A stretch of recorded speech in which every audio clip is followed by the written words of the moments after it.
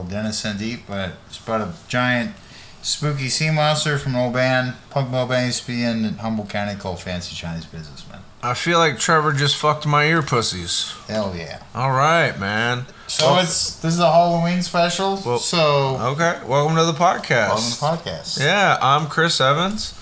With me is my buddy Trevor Ahlstrom. They know me as Gravel Shits. Trevor's known as Gorgeous George. Whoop, whoop. It's a Halloween special, bitches. Yeah, Halloween sewed.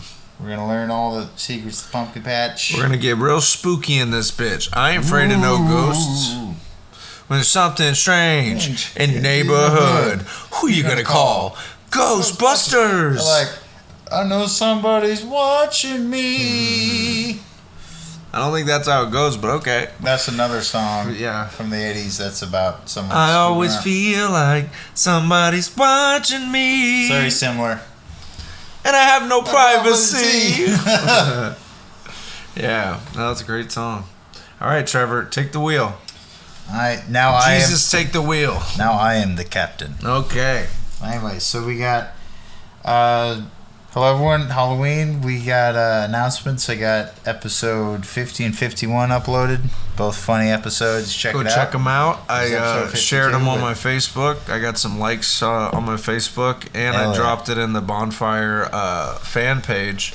So hopefully we get some Bonfire fans that'll check it out. Is there any chance that Dan Soder or Jay check them out? Or they look at the Bonfire fan page. So they might check us out and be like, who are these funny young up-and-coming? Exactly. Which episode did you put on there? Still Waters Run Deep. Bro. Yeah, I told you, man. I'm on it. Bro. All right, that's great news. Chris is on them shits. I did it on my break at work. Hell yeah. Angelo, I guess, has been uploaded. And then also Dylan DeArmond also has uploaded some stuff. And some Shout out, Dylan. Yeah, that's the next thing I mentioned. But some people from when I was in the California Conservation Corps, I guess, have checked us out too. So awesome. People from my past. Oh man, that's Trevor's still alive. I don't know why, but people just expect you to be dead. So Trevor didn't die. He just been hanging out, going to work. Yeah. I was like Chris. I was an insane young man, and I surprisingly didn't die. So here I am now. All my rowdy friends have routed on down. Very true.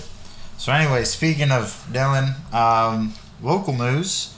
I went to this Wednesday. I went to a local brewery called Oakshire Brewing Company. There's an art show of Eugene Darkroom Group, which is a group of professional photographers, including my friend Dylan DeArmond, and I made a new friend named L. His name's L. He works right over here at Doco. Like the letter? Yeah, like the letter. And he also has a girlfriend named B. Just the letter B. I don't know. But the L and B? Well, they're a gothic couple. They're cool though. But they're together. They're pound. LB pound. Hey, we got two lonely boys, two LBs. Yes, together they are pound. But they each brought their own. They have a kid, and they're gonna call it S. S. They're gonna be pounds. Pounds. I like that. And then you have us, and we're two lonely boys, 2 pounds. But it was good. People brought their wares to sell. It was a lot of like small prints of photos, and I bought 2 of them. And it was good. It's just promoting local photographers. So you guys should check out Eugene Darkroom Group. Check out Dylan DeArmond and then Guy L. I don't know his person for you, but yeah, just if you ever give him a look and give him a shout out and tell him that the 2 lonely boys sent you. Yeah, and Dylan has been a great friend for me personally, and also he's helped out the show. So yeah, that was a local event. Yeah, support your local artists of all types. And I also went to a show last night to the First National Trap House where I do open mic, and I saw a show, 3 people that usually perform, 3 pretty young talented ladies that played for 3 hours, and that was cool. And it got me hyped for next Monday on Halloween itself, where I'm going to play a short set of Halloween themed songs. I'll let you all know how that goes next Thursday. Moving on. So we got some crazy national news about Nancy Pelosi's husband was attacked at the home of the Pelosi's in San Francisco, and the husband was attacked with a man with a hammer who shouted, "Where is Nancy?" And the husband was attacked, but he's apparently in the hospital and he's going to make a recovery, so it wasn't too terrible a damage. So fortunately the man wasn't too good with the hammer, probably a framing hammer, and Nancy wasn't there. So that should be a big deal, and I'm sure she's going to get a lot of mean comments from people on the right, but I'm sure she'll get some support from people on the left and the middle. Were we talking about Pelosi? Yeah, so I was, you were doing your thing. So I was peeing. So I gave, more details. I gave the rough outline. Okay, yeah. So about 2 o'clock in the morning, there was a break-in at Nancy Pelosi's San Francisco home. She has 2 houses, one in D.C. and one in San Francisco, where she, lives. She's from California. So I guess they broke in while she wasn't there. She was in D.C. And she heard about it through the police, obviously, but it was all over the news that her husband was attacked with a hammer. A dude had broken in, I guess a right-wing extremist, broke in and was shouting, "Where's Nancy? Where's Nancy?" I guess the husband picked up the hammer to defend himself, and as police were instructing both of them to get on the ground, the dude snatched the hammer and smashed him a couple times. Damn. The cops took him down, and it was just a whole thing. And I guess the guy apparently was he was a right-wing extremist, but he was also, like, I saw a video of him at a nudist colony's wedding. Like, he's done some interesting things, but he's done some hippie-ish things. Yeah, the guy is not all there, I don't think. But this is the problem with extremism in politics, man, is that no matter if you're right, left, or in the middle, like, nobody should be breaking into people's homes and attacking their significant other over politics. But this happens all the time, man. It happens a lot in other countries where people just get murdered. If they don't like your politics, they'll just go and kill your whole fucking family. So that's crazy, and that actually perfectly leads into my world news. Perfectly, talking about extremism politically around the world. So apparently this weekend, thousands of far-right people went to honor Mussolini's grave. Oh, wow. And Mussolini was one of the fascist dictators who came to power 100 years ago. That's why they came to celebrate, because 100 years ago, apparently this weekend, last Saturday, Mussolini went and took over power from the King of Italy in the 20s, and all these people marched on to Rome, and kind of like what Hitler did in 33, and even Franco came to power, but James Franco? Yeah. I don't remember his first name, but Franco was the dictator of Spain, and then Stalin, obviously. But in the 20s and 30s, after World War I, all these dictators came to power because people had lived through World War I, and people were being a lot of dicks. Yeah, and it was just a rough time, and a lot of people were disillusioned about life. That's why whenever you have rough times, extremism is what people will definitely gravitate towards. And with a lot of issues in Europe the last 10 plus years, you had a lot of, between all the wars that the U.S. definitely started, a lot of wars and revolutions in the Middle East. The U.S. didn't start all the wars, but it definitely didn't help. Didn't facilitate them very well. But between the millions of refugees from the Middle East, a lot of them went to Europe, and specifically the Mediterranean and Eastern Europe, and it also in the Western Europe. So a lot of Europeans have never been hit by a wave. I mean, this is even more than like what we get hit by Mexico in the South. Like, millions of migrants in a very short time are flocking to Europe more than they could really handle, and it made a lot of native Europeans mad, and a lot of them started in the last few years to go back. That's why right-wing sentiment is going up like crazy. Okay. And isn't it kind of similar to how the Moors came into ancient Greece and stuff? Or the Goths. Yeah, it was the Goths. So, the Moors were a people that... You want to talk about the Moors? I can talk about both. Well, I was talking about the people that moved in when Greece was at its height and it was beginning to start to fall. They tried to blame the Goths for the civilization falling because they were the new guys on the block. You're talking about Rome? Yeah, ancient Greece. No, Rome was Italy. All right. Which one is... All right. ancient Greece. Who brought down Greece? So the issue of Persians. What brought down Greece was the Romans, the Peloponnesian Wars. I actually looked it up recently.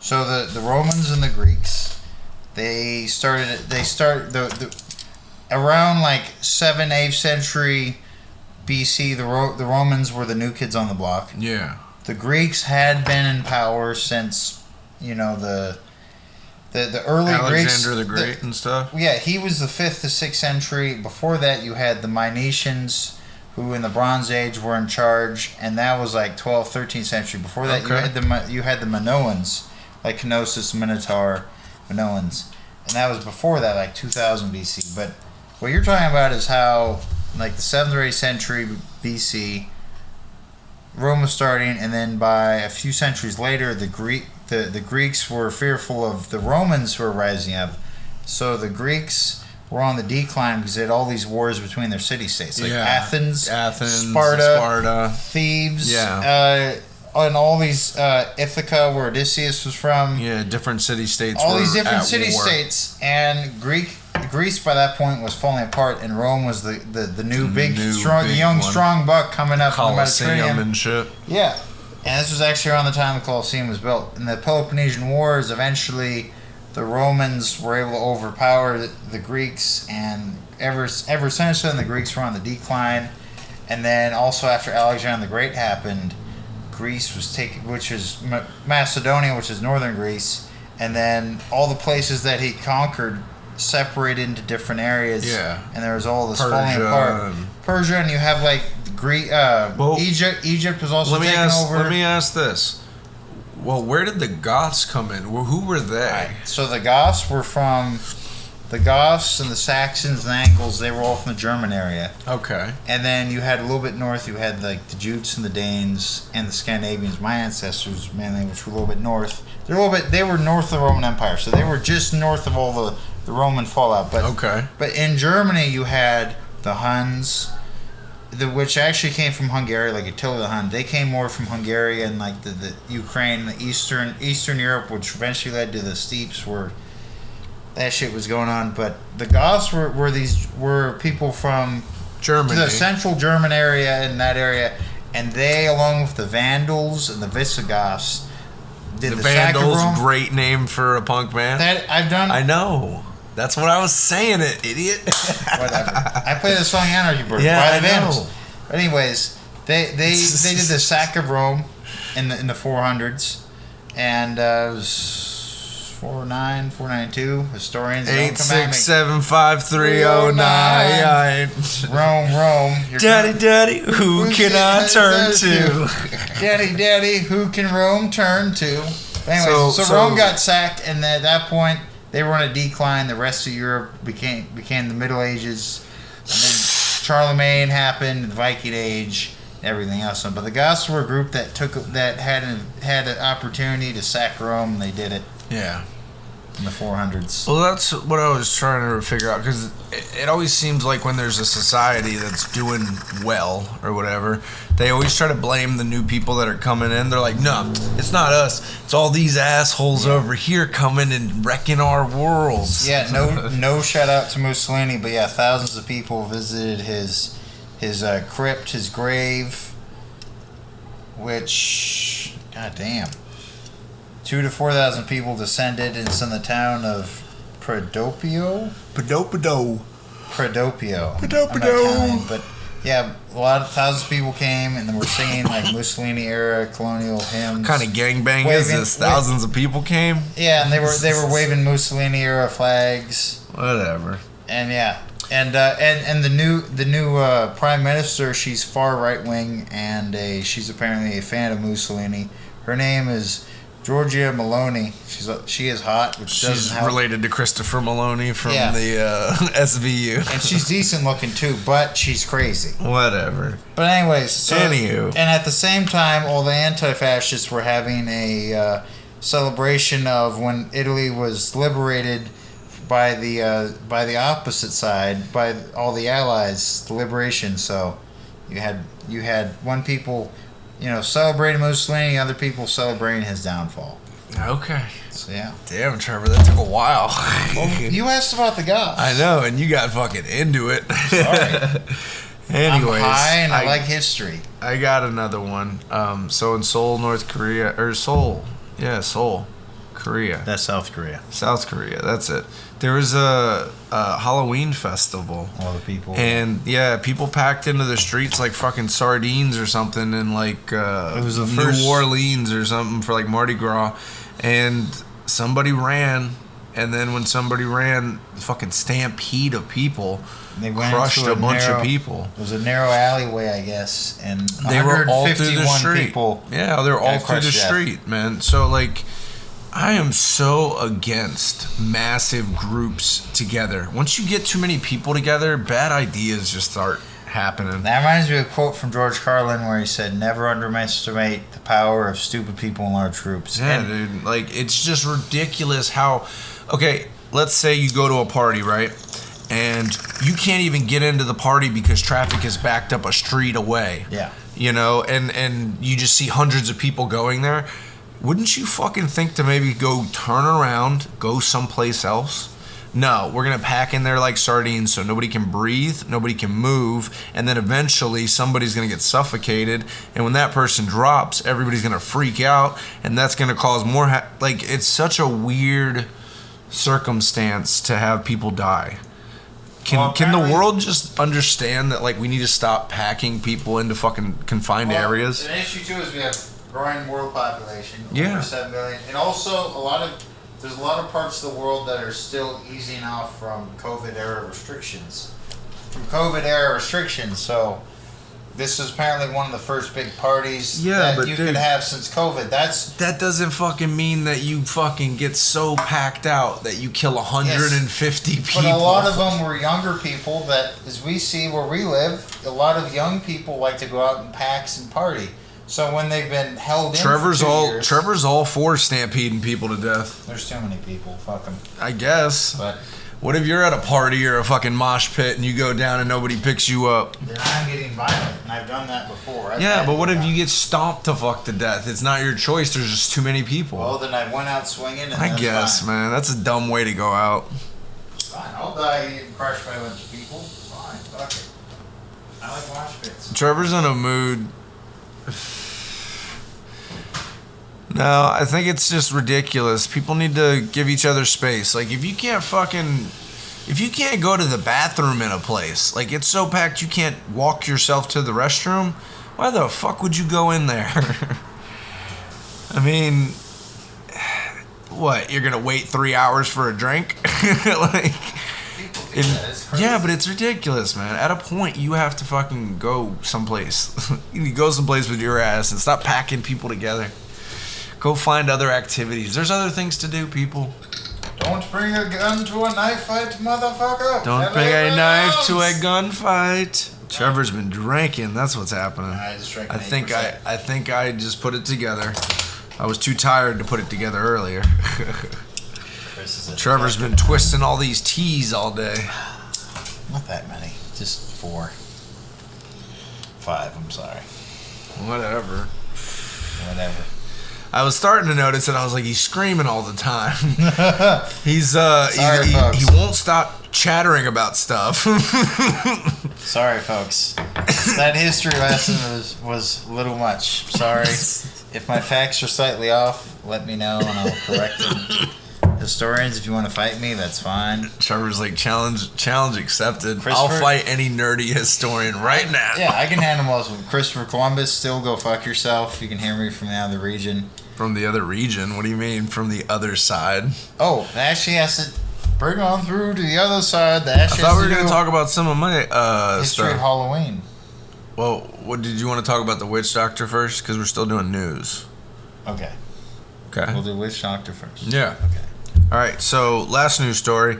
There was a crazy story in South Florida that I saw, and it was about a witch doctor who met a girl from Georgia, and she was trying to sell her truck. She was living down in South Florida for a time, and I guess he was teaching her to read tarot cards and maybe do some other witch doctor type shit. Doing some Wicca, something. Witchcraft. Yeah, witchcraft bullshit, crystals and whatnot. But so the girl, I guess, met up with him a couple times. All of a sudden, she goes fucking missing. No, not a trace of her. She left behind her child, who was found wandering in the street at like 2 a.m., which, you know, she was a responsible mother. It probably would have never happened. So something went wrong with this girl. And this dude was the last person known with her. He's like a witch doctor, not from Haiti or something, but he's some sort of fucking doctor, bullshit, witch something. But the fucking damning evidence is that the dude is driving her truck around. Like, if she sold it to him, it's like no bill of sale. There's no fucking money exchange. She didn't receive anything. The girl basically vanished, and this dude was seen after she vanished, just driving her car around, or her truck. You know, so it looks terrible. But the guy's swearing up and down he doesn't know what happened, and sure. But then he was also seen at the fucking Home Depot buying bleach and fucking things to clean up. You know, it's ridiculous, dude. People think that they're just gonna murder somebody and it's all just gonna disappear. There's too much modern technology. There's so many cameras. People track receipts. Like, you have the internet now. Like, you better be one crafty motherfucker to try to get away with a murder. Because now we can pass information throughout the world almost instantly. You know, cell phones are tracked everywhere. So that's what this guy doesn't fucking realize, is that you can't just... People just don't normally disappear without a trace. Yes. You know, and this dude was the last person seen with her. Fuck this guy, man. He's going down, bro. But yeah, some weird witch doctor guy from South Florida. Yeah, I won't save him. I thought it was Georgia. So the girl was from Georgia. She was in South Florida, I guess, visiting, and she was also trying to sell her vehicle and go back to Georgia. So that's why it was weird. She still had, you know, things to do in Georgia. I think she had a job and stuff. So, you know, for her not to go back to her home state, for her not to fucking have her vehicle anymore, and for her to have left her child wandering around the street, like, there's too many fucking red flags. So I thought that was a pretty nutty story, man. I heard about that at like 6 in the morning when I was looking up news, and that was just nuts. I can't stop thinking about Dr. Feelgood by Motley Crue as you're telling me the story. But oh, wow. That's all right. And one more thing. Jerry Lee Lewis died. Yes. Yeah, that's another news article. Yeah. 1937. Yeah, 1935 to this year, so 87 years old. He was the last of like Elvis's era and Johnny Cash and Johnny Horton. Yeah. Richie Valens. And he was best known for the song Great Balls of Fire, and it is a really cool song to go back and listen to, because Great Balls of Fire definitely got killed on the radio. It definitely, you know, had a time, but it's one of those weird songs that you go back and you listen to Great Balls of Fire at the right time. It's fucking good. It's really good. It's like from 1955 or 6. Just to have that kind of energy back then was like crazy. These were the guys that definitely helped pioneer early rock and roll called rockabilly. Yeah. And this actual later time in my album review. But yeah, it's when you had a lot of guys that were bringing not so much blues at this quite yet, but a lot of country, hillbilly music, country. And that's definitely where Elvis flirted, you know? Yeah, and Johnny Cash a little bit, but Elvis definitely flirted that line. And then you had some guys that had a blues background that mixed it in with country and maybe some jazz, like Chuck Berry. Some jazz cigarettes? Yeah. Chuck Berry was definitely one of the token black guys of that group. This is your cousin, Marvin Berry. Yes. Listen to this. But he was part of that whole group too. I always love that joke. You had Richie Valens, who brought in the Mexican element in La Bamba. I actually heard La Bamba this morning. Yes, but yeah, it was that whole group of rockabilly. This Trevor has been drinking, man. Whatever. I don't think you realize how much you're rambling. I'm rambling. You are. Sorry, You're folks. a rambling man. It's weird how much I pick up on people when they're drinking because I've quit drinking. It's so, and I used to be a bartender too, so it's one of those things that you can start to notice it. Yes, I'm getting drunk. I'm sorry. Well, no, you're not, dude. You're fine. But it's just funny because I'm like, are you? And Trevor's like, maybe. And I'm like, no, he's drunk. I gotta do this for at least 1 second because it's Trevor's Halloween putting on his devil mask. He was gonna take it to the show the other night, and I told him not to because he would get accused of some bad things in a devil's mask. Probably. I would have been suspicious. I mean, there's a few people doing it, but I mean, all you need is one person to say something wrong.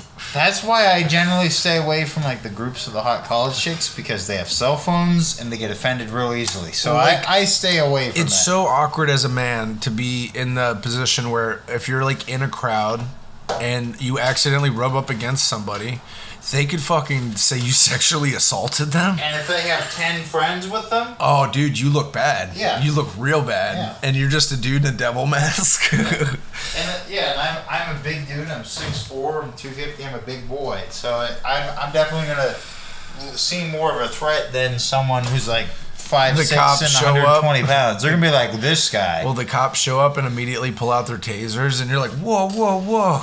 Yeah. They're like, turn around. I'm You're just like, I didn't do anything. I'm a big We'll enough- talk about it. And they put handcuffs on you. You're like, oh, fuck. I'm a big enough guy. I have had cops immediately get aggressive because, you know, I have average people, and then I'm there, and they're like, "What? There's got a fucking troll here." We got a troll here. Yeah. I'm more like a dwarf, You're like a a dwarf. stocky dwarf. You're a tall I'm a dwarf. tall dwarf. You'd be a tall I'm dwarf. captain of the dwarves. You'd be a tall mountain dwarf. I'd for be sure. like the right hand of the king or some shit. You'd be like King Gimli. dwarf. Yeah. Gimli was a badass. Yeah, fuck people up. You'd be Gimli. I would be like wanna- I'd be a well-spoken troll that came to the other side. I wanna definitely be the dude from Lord of the Rings, the troll from, or not the troll, the Gimli dwarf. was the main dwarf. Yeah, him. Yeah, he was a So we were badass. always counting Him kills. and Legolas, Yeah, yeah. always counting That'd be kills. some shit you and I would do. But definitely. But I think that's all my stories. So that's news, folks. We had a lot of news. We did. Oh, I got one more. Sports. Fucking. Sports. So the young up-and-coming YouTuber, multimedia entrepreneur Jake Paul, along with his brother Logan Paul, have made a lot of news the last few years recently by challenging a lot of people that are not of the same age and are not professional boxers. Yep. They've been challenging people with professional boxing matches that are NBA stars or wrestlers Or UFC fighters. well, a lot of two of those UFC fighters, 2 out of 3, Ben Askren and Tyron Woodley, were wrestlers by trade. So Yeah. they were really good at. And also, these were all guys in their 40s. All these are guys. Yeah, and Anderson. You know Silva what I was want to 40. see? Yeah, he just fought Anderson Silva, 47. and Jake 47. Paul won by decision. Jake Paul's 25. Anderson Silva's 47. I actually So did. crazy. I watched the highlights today just to see it. Sure. And in the You're okay, man. sorry, I know. The final round, the 8th round, 8 of 8 rounds. Jake Paul got him with a real hard cross. Yeah. Got him with a right, just and knocked him down, and he wasn't. And he stood, and then Anderson Silva got up. Yeah, and got his ground. And the ref did the count off. Yeah. And he decided by unanimous decision that Anderson Silva. Well, I mean Jake Paul. So Jake here's Paul. my Jake Paul gripe. got it. Here's my gripe. Is he's a younger guy. He's 25. He's in better shape. He's been training for a while. When's the last time you saw Anderson Silva fight? You know? A few years. Israel Adesanya was like 2-3 years ago. Exactly. So he probably trained for the fight, but he probably didn't do his UFC training and stuff. So, you know, Man's almost 50. my whole issue is this dude is an internet star who has taken good boxing classes, has good coaches. He's able to pay He's good approaching people. the prime of his life right now. Yeah, exactly. He's able to pay good people to be around him, good promoters, good coaches. And he is putting in enough work to he's get in shape. He's a decent fighter. He's a I'll decent give him athlete. that. Him and his brother both. He was a state wrestling champion and all that shit. Yeah. But when you go and you're doing internet TV fights basically with old guys and people that aren't in boxing, like I don't see the novelty. It's just a novelty. That's exactly what it is. Before that, there was a guy named Hassam Brahm Jr., and he was a son of a world heavyweight champion from the 90s. 80s, 90s. And the son is an up-and-coming boxer. He's in his prime, and he was supposed to fight Jake Paul. And this guy's actually a professional boxer. And he called Jake Paul. I was like, hey, I'm the only guy you've picked that's actually a professional boxer. That wants to box you. And he's up-and-coming dude. He's like 27. And Jake Paul backed out of that fight because he knew he was going to lose. He was going to lose. And then he picked a much older man. He was going to lose, and he wouldn't have made as much money. Yes. Like, he might have made a lot of money, but not as, like, fighting a bigger name. Jake so Paul. Anderson Silva is a bigger name. I've also heard the nickname Snake Paul, which makes sense. But he's a kid. He's wily. He's a kid that has been caught at his house partying ridiculously and fucking having a bunch of illegal guns. But because he has rich parents and because he has internet money, he keeps getting out of trouble, bro. And we are breeding these kind of kids, which is bad. And they definitely because they're good for money. They're good for monetary value. But these type of people grow up to be adults one day, and those adults turn around and they shit on everybody. It kind of reminds me of like some Corey Feldman sort of thing where you get a lot of money and fame real quick, and you're not emotionally mature enough. And then Jake Paul could be another kind of Corey Feldman type in 20 years. So Corey Feldman's whole thing was he fell off once he fell out of his age group, basically. So what Jake Paul is doing is he's aging out of the tween age group that he was 10 years ago when he started or whatever. Now he's a young man. He's in his early 30s or something, no, Jake late Paul's 30s. 25. Yeah, Paul's like 29. They're 20-ish. Yeah. So they're becoming young men, but this is the problem with these young men is that they just want to sit there and fucking collect money and do nothing but fucking beat up on old men.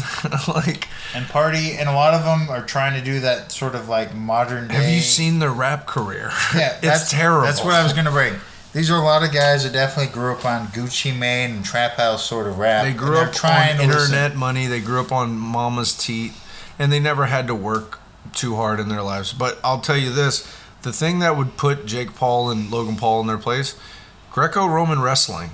There's no fucking around in Greco-Roman wrestling. Like if you were to do like Khabib or Islam just, sort of levels. Just a good wrestler. Because in boxing, there's so much room for decisions and there's so much room for punches and yes. You know, there's a lot more dictation there. You know, in UFC, similarly, you know, tap outs, fucking, submissions. There's so many different types of grappling. Same thing. So you'd say traditional Greco-Roman, like the style we learned in high school. Of course, we both dude, let's go back to that where yes. it's basic wrestling. Because some of the best matches I've ever watched in my life have been college wrestlers that are trying out to go to the Olympics. And worlds. And worlds, yeah. Like the movie, so I have seen some tryouts of, there's this Russian guy named Karolin, and he was an Olympic winner, and he's one of the most prestigious wrestlers of all time. It's Karolin. If you check him out, Karolin. People that never get respect are fucking wrestlers. I'm telling you, it's just one of the the way. most brutal sports. It's one of the most brutal sports, and people that do it, bro, I have way more respect for them than I do some UFC fighters and some boxers. And Logan Paul is just an internet star that he has figured out how to make his money, and his money is prize fights. So for you, those of you that haven't wrestled, just imagine, most fights start on the feet, but imagine the point of the fight where you're on the ground grinding against a motherfucker for minutes at a time. It's exhausting. And not even that, dude. Exhausting. I remember, I'll tell you about this one particular match. I was going for second place at the match. Nice. I was going for silver. For the tournament? Yeah, for the tournament. Okay. I had beaten two guys before this third guy.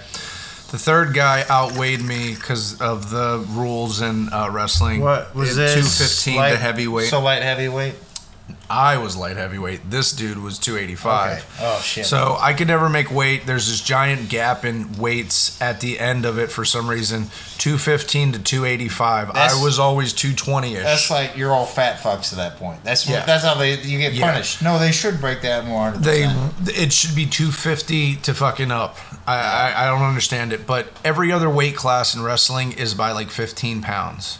That weight class is that's the Wild West. It's the widest. That's the Wild West. West. It's so crazy. I wrestled at 155 lightweights, and one time I missed weight, and all the other people were there, but the guy that wrestled our heavyweight couldn't make it to the tournament. So at 156-7 pounds, I had to wrestle a guy that was 250 pounds. Yep. And he was, guess what? He was a big Samoan dude. Yep. He threw me.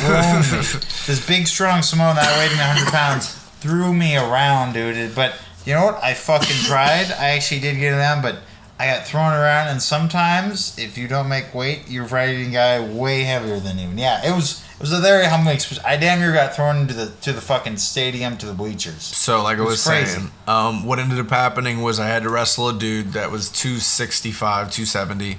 I was 220 something, 222 I think. It was after Thanksgiving. That's what fucked me up. I was eating on Thanksgiving. My coach told me not to eat, and I was like, yeah, all right. Everyone did. Anyways. I did it too. So I did great at the wrestling match. I won my first 2 matches by pin. The third match, I was about to win, but I got pinned.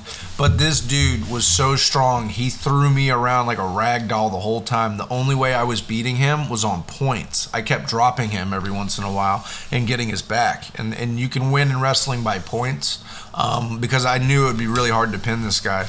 But he fucked me up for 3 rounds. Almost. No, it was 2.5. So for 10 minutes, I just got ragdolled. But I kept getting points on him. Towards the end of the match, I just ran out of gas, and he fucking just rolled me over.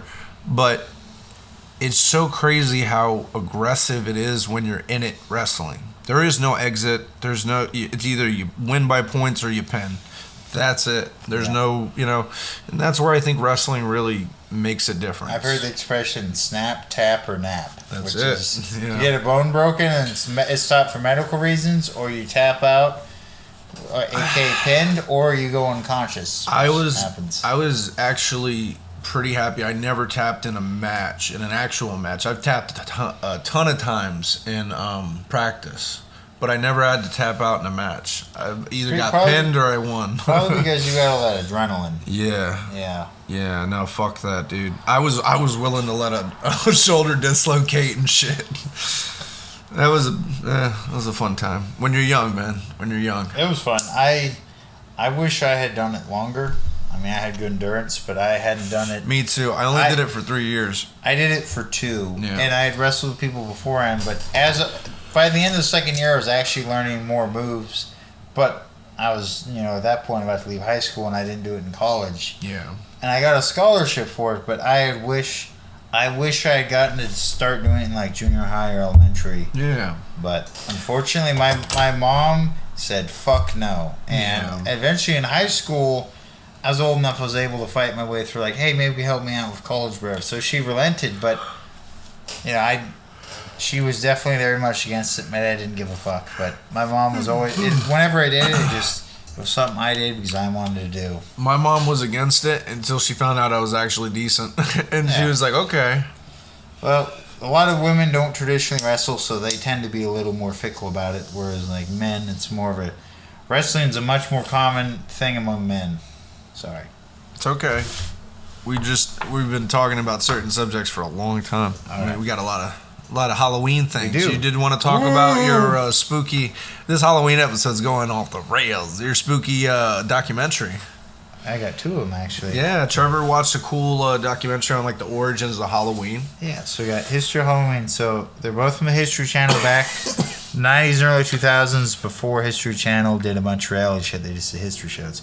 So the first one is on the History of Halloween origin. History of Halloween. It's called History Channel documentary. Yeah.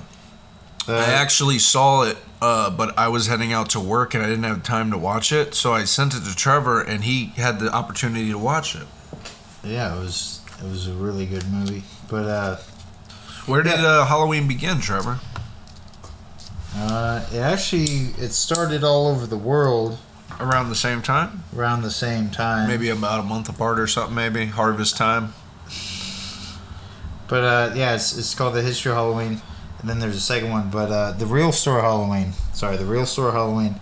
But it started with the, 2,000 years ago with the Celts. Celts were a large tribe that in two millennia ago were all over the British Isles and also a big portion of mainland Europe.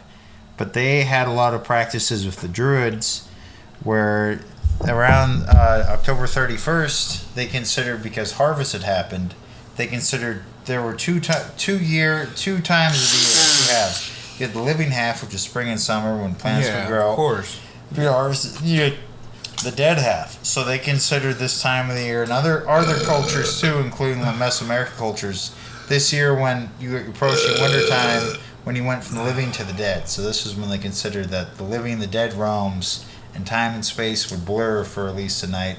So that's why you would have ghouls and witches and all these things that would show up. So, and you would have stories of people from living realm get trapped in the dead realm here. Okay. So that's where it came from originally. All right. So where did trick or treating start? How did trick or treating begin? All right. So you had me jump forward, but that's fine. The Catholic Church decided to convert the pagans by having them celebrate All Saints' Day when they would do that. And then eventually by the 1800s, after you had the Guy Fawkes incident in the 1600s. Guy Fawkes. Remember the 5th of November. But hey, Fawkes. We're guys. Remember guys. This is where the term guy.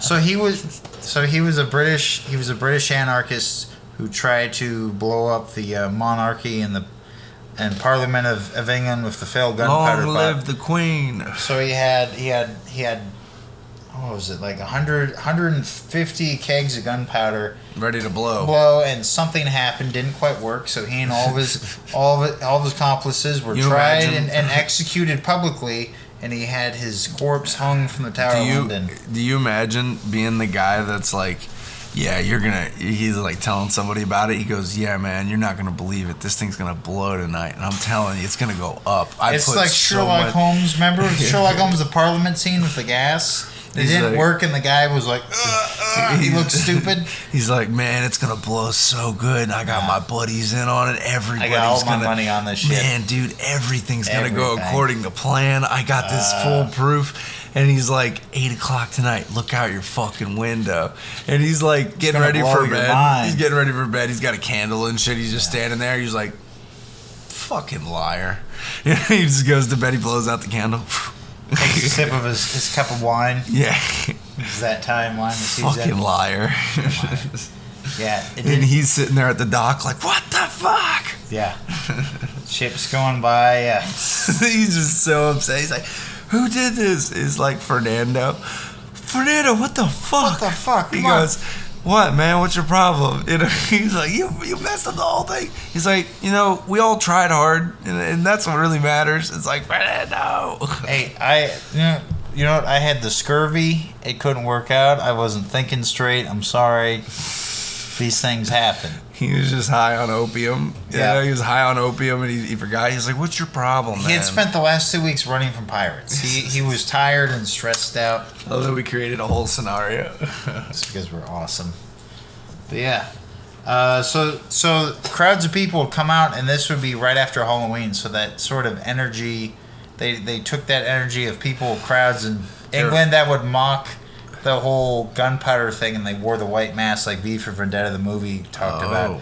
But people since the last 500 years were wearing those masks, and on 5th November in England, Guy Fawkes saying they'll go around and cause anarchy if people didn't pay them or give them some sort of treats. so they carry. Hey, miss, you better give us some trinkets, or else we'll bust out a window. No. We will. We'll bust out all your windows. How many you got? 1, 2, 3. No, he can't count it. 1, 2.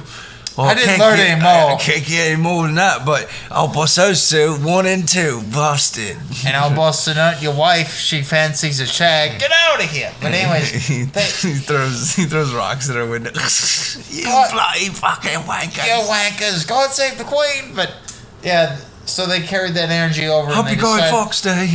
Happy Fawkes Day. Remember the 5th of November, you wanks. And then runs out. But they carried that energy over to Halloween. Sure is so drunk. Whatever, I'm not that drunk. You are drunk. No. I'm telling you. I'm telling you about soul cakes right now. You're getting so excited. I'm usually tired and sound like I'm about to fall asleep on the podcast. I just sound like a lame, tired, drunk Canadian. Canadian? Why Canadian? I don't know. That's what people tell me. I thought you were Scandinavian. I know, but Trevor's Minnesota's been lying about this the whole time. He's from Canada. No. I didn't know he knew the Trailer Park Boys.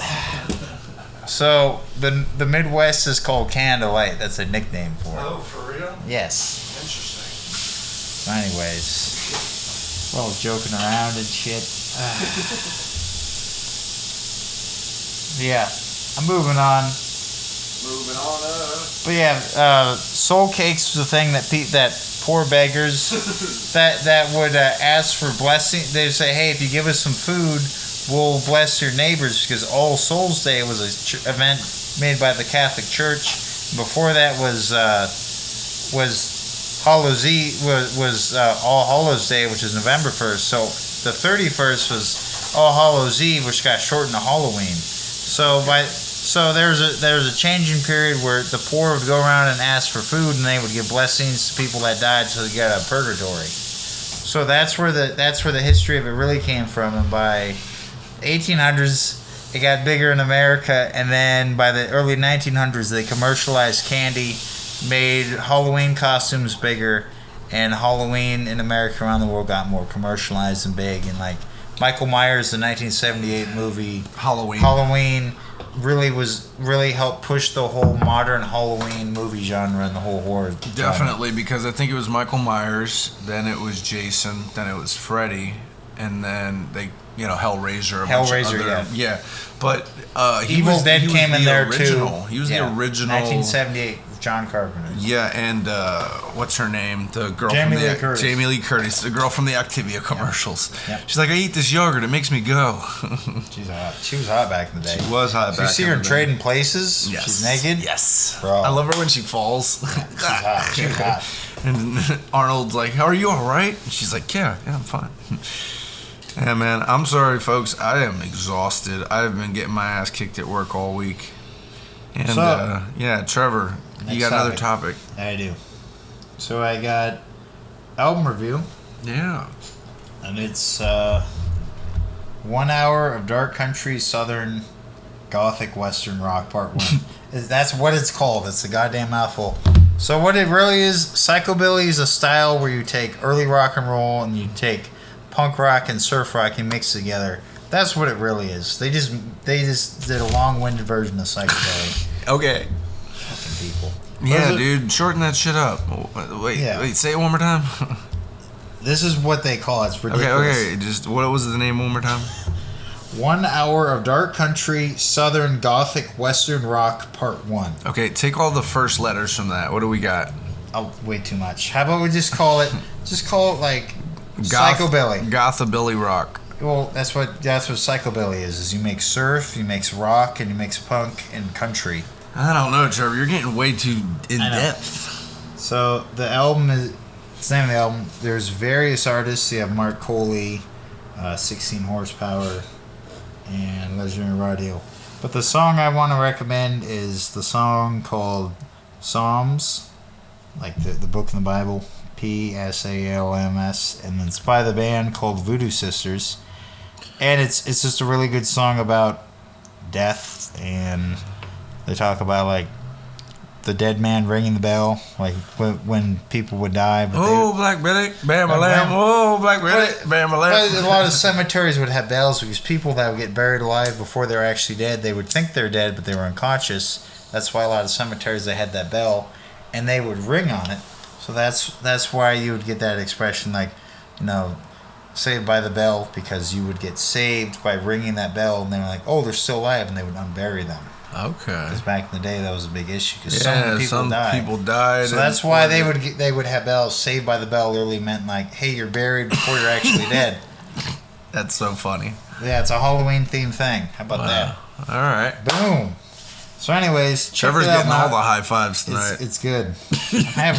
I'm the great time. I'm the drunk captain right now. Trevor's the drunk captain. I'm Captain Morgan. At least he's finally admitted it. Yeah, I'm Captain Morgan. I'm just tired and I'm watching Trevor fucking flail. I'm just the drunk pirate captain. Fuck all of you. So next one, list of top 10 angry peasant tools. This was a list you actually mentioned. That was great. Okay, so when you ever see like Frankenstein's monster, because it's Dr. Frankenstein, they always have the townspeople with like pitchforks, torches, and sometimes like axes or like blades of some sort. Like, we were gonna talk about what would be the best weapon to use, like an old school tool to like murder a bunch of people. Because I guess if you're getting an angry mob together, you're going to murder something or you're going to hang somebody or something. So you got to have some good weapons. I don't think like a hoe would make a great weapon. You'd be like swinging it a little bit and probably miss a few times. But a sickle, like a sickle blade that's used to like cut blades of grass, or it's used to cut hedges sometimes. Or other parts of the world, machete. Dude, I would be so scared of a person running around with a sickle blade, like just a handle and the giant curved blade. That is fucking dangerous. Machetes, yeah, we were talking about how machetes are like the new world farmer's tool, especially in islands and jungle arenas and stuff. More southern areas, tropical areas. Yeah, tropical people. But they had been doing machetes for a long time. Yeah. What's worse, getting hacked to death by a sickle or getting hacked to death by a machete? Machete's a lot more efficient. I think the machete's more efficient, but the sickle will probably fucking cut weird. You know what I mean? It'll give you a piercing stab. It'd be like being stabbed kind of like a spear almost, because they got you. Cause I mean, it's more of a stabbing thing, but I'd imagine you're like more likely to get sharp stabbed. sickle, bro. On both sides, it's sharp. But so usually it's like a slicing blade sickle's too. Usually one side. Well, you could sharpen both. Yeah, that'd be interesting. Because I've seen them as weapons before. Like they used to use them in ancient China and shit. That's where it came from. But man, dude, like a farm tool, like even a pitchfork's pretty deadly when you think about it. Yeah. It's a good spear. Yeah, it's used to fucking get hay all the time. Usually, there's probably tons of fucking farm stories where it's like he fell on the pitchfork and somebody stabbed him with it. Yeah. So here's mine. I would pick the wheelbarrow because then I could move all the tools and all the things.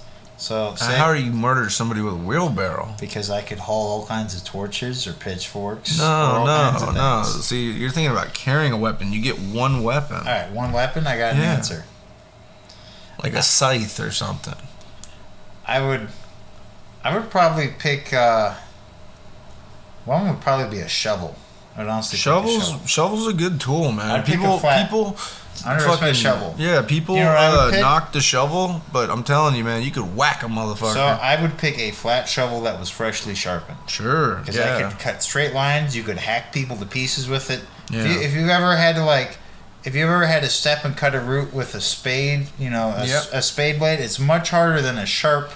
If you have a sharp flat shovel and you need to cut limbs of trees or people, fucking sharp flat shit, and you can knock out one motherfucker, and you can dig a hole and bury him afterwards. Honestly, I think flat shovel. Okay, all right.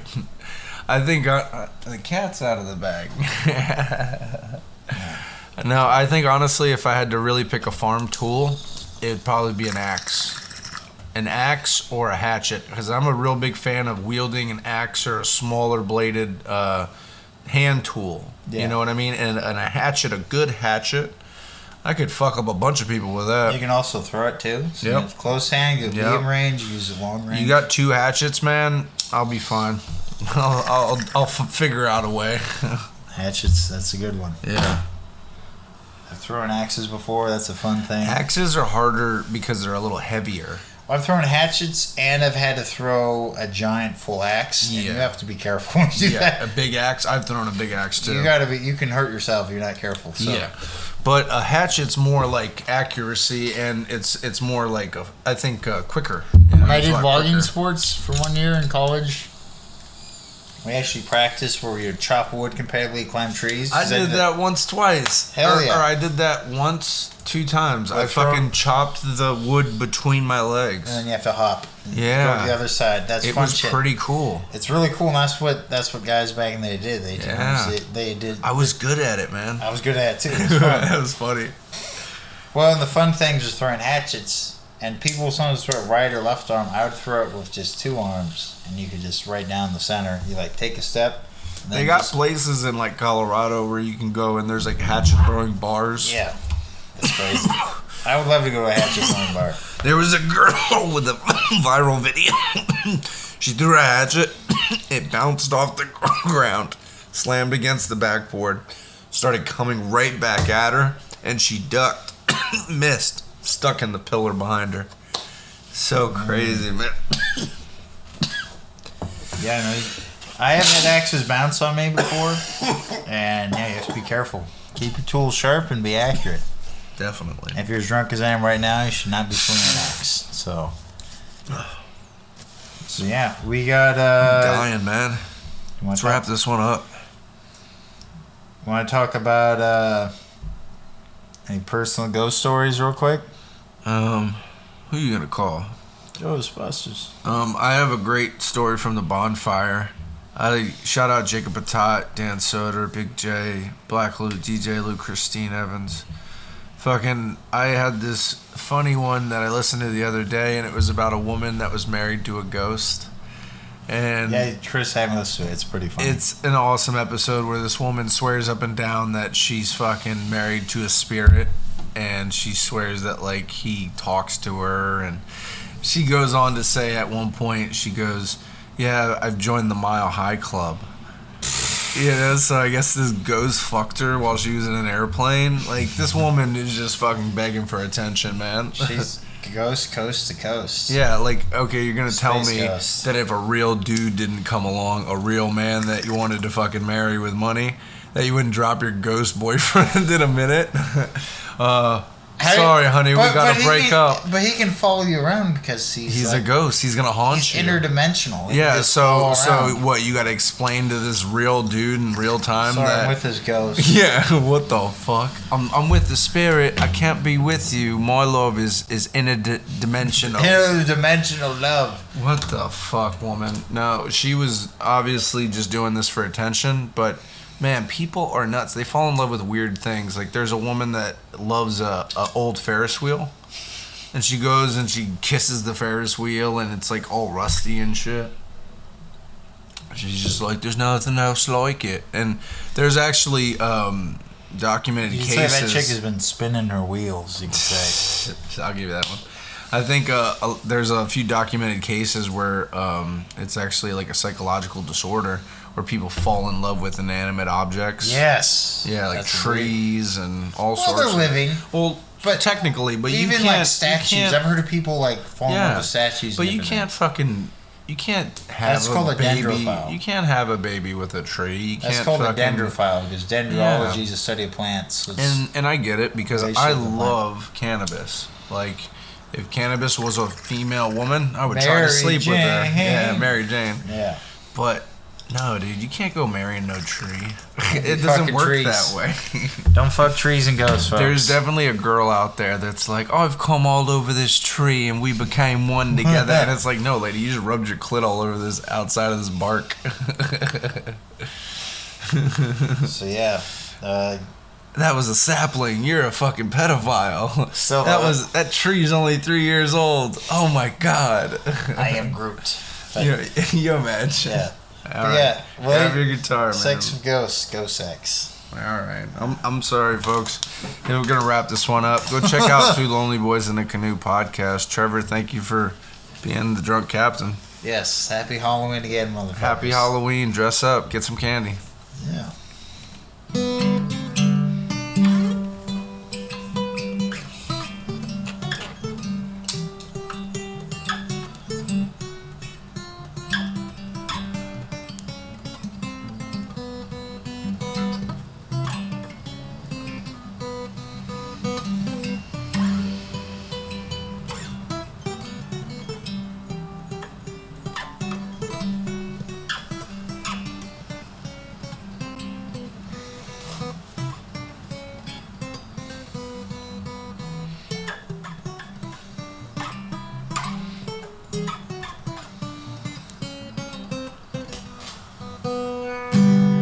Blackbird by the Beatles. There you go.